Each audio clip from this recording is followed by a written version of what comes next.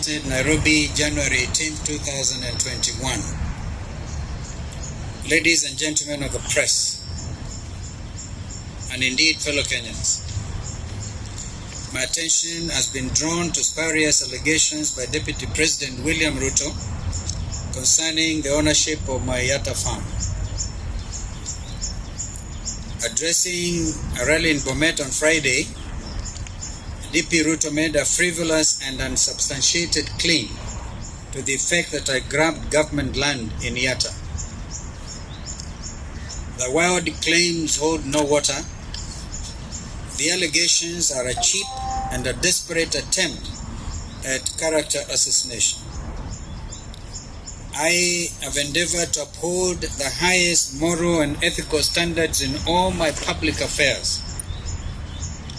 I have nothing to hide, and I today challenge the authorities to open an investigation into this matter. I am today presenting myself for a thorough investigation by the Directorate of Criminal Investigation as well as the Ethics and Anti-Corruption Commission. I want the matter settled once and for all. Indeed, this is a time to separate the truth from lies and malicious propaganda.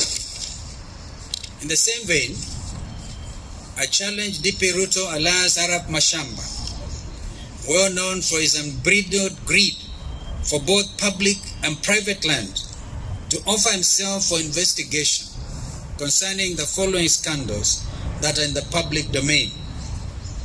1. The grabbing of the land belonging to Honorable Joseph Murumbi, Kenya's first Vice President and a renowned conservationist.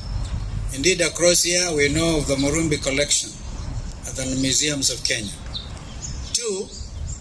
The attempted land grab of the Langata Road Primary School playground, where innocent children were mercilessly tear-gassed and traumatized. Number 3, the grabbing of the piece of land on which Western Hotel stands. It is in public knowledge that the land is public property belonging to Kenya Airports Authority. Number 4, who grabbed the more than 100 acres belonging to the late Adrian Muteshi, an IDP who died out of bitterness and frustrations, having fought for more than 10 years trying to reclaim his land, albeit successfully. The DP was found criminally culpable.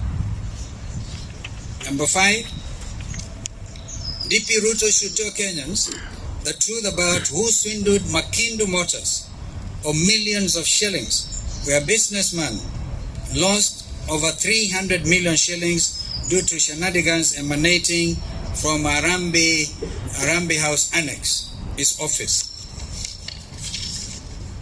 Number 6, can Arap Mashamba tell Kenyans how he acquired large tracts of land in Taita Taveta County?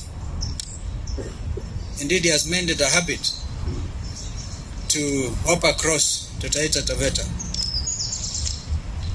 Number 7, what does DP Ruto know about the fake arms scandal, where one of his bodyguards, Sergeant Kipyegon Kene, was brutally murdered? Number 8, can DP Ruto explain what he knows about the loss of over 4 billion shillings of public funds meant for the construction of Arol and Kimura dams? Why was he so defensive when news of the scandal broke out? What information did he want kept out of the public's eye concerning those collapsed projects? Number 9, DP Ruto should be ready to also give a statement on what he knows about the recent camera scandal that led to one of his bodyguards to commit suicide. Is there more than meets the eye in that very sad incident? Number 10, I therefore demand on behalf of all Kenyans that the DP subjects himself to a transparent lifestyle audit. Let us be honest with ourselves. As leaders, in particular, and as Kenyans in general, we must learn to be accountable for all our acts and omissions, acts of omission and commission. And this is what is required of us. 10, and more specifically under Chapter 6 of that Constitution. In this regard, I urge Arap Mashamba to stop being hypocritical and to take responsibility for his misdeeds which stink to the high heavens. It is so sad to know that DP Ruto has been fomenting bitter divisions and indeed a class war instead of preaching unity and cohesiveness. As a disruptor of law and order, he is easily comparable to the outgoing President of the United States, Mr. Donald Trump.